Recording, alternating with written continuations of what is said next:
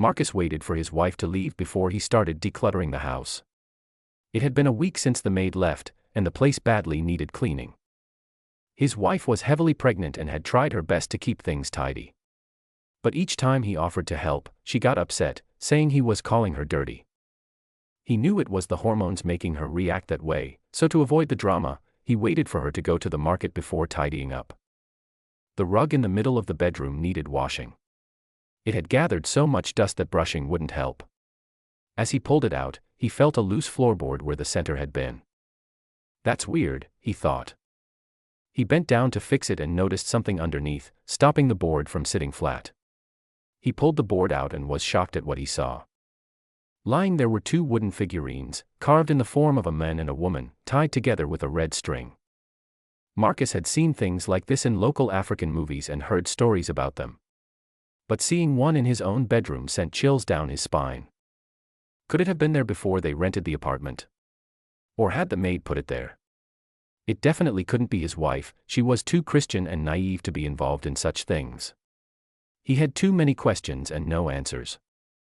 Abandoning the cleaning, he grabbed his phone and called his best friend, Charles. They had been friends since university and Charles had been his best man at his wedding. "Hello," he said when Charles answered. "Leave whatever you're doing and come here now." He ended the call without waiting for a response. In less than 20 minutes, Charles was at his door. Before he could knock, Marcus opened it and pulled him straight into the bedroom. "Oh my days!" Charles exclaimed. "What on earth is this doing here? How did it get here?"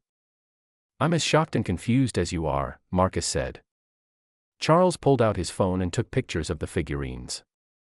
"I hope you didn't touch it." "No, I didn't." "What should we do?"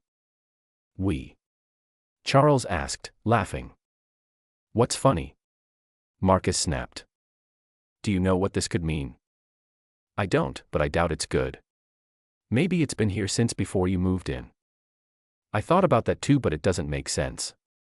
Why didn't we notice it before now? It was right in the middle of the room. In any case, we have to untie that rope. It might undo whatever was done." In movies, this usually means a love ritual, someone is being manipulated into loving someone. He reached for the figurines, but Marcus stopped him. "Shouldn't we call a pastor or someone spiritually strong to undo it?" he asked. "What's the worst that can happen? I'm scared. What if it was meant for me? Won't undoing it hurt whoever did it?" Charles looked at him. "You think your wife did this?" He paused. "My guy, we have to act. Whoever did this is wicked. Someone innocent is being manipulated." "She's pregnant," Marcus said. Charles looked at his friend, who suddenly seemed older. He knew it was up to him to help. Without another word, he grabbed the figurines and snapped them apart, then blacked out. Charles woke up to Marcus shaking him vigorously and shouting his name. "What happened?" Charles asked, groggy. "You passed out. You scared me. Why would you do something like that without knowing the consequences? That thing had no business being here. Did you feel anything?" "Not at all," Marcus said, relieved. "I guess it wasn't meant for me." He laughed nervously. "Then maybe it was here before you moved in.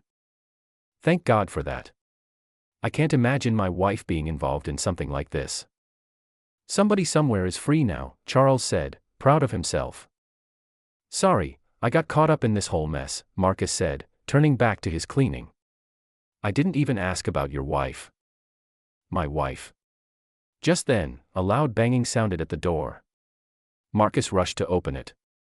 His wife burst in, heading straight to the bedroom. "What is it?" he called after her. She stopped short in front of the separated figurines. "What have you done?" Marcus and Charles exchanged a look, disappointment and embarrassment written all over Marcus' face. "You're the one who needs to answer that," he snapped. "What did you do?" "You don't understand," she said. "It wasn't me. It was Anne, Charles's wife. She asked me to keep it for her. She just had a miscarriage and she's behaving insane." "I'm married?" Charles asked. And they both stared at him.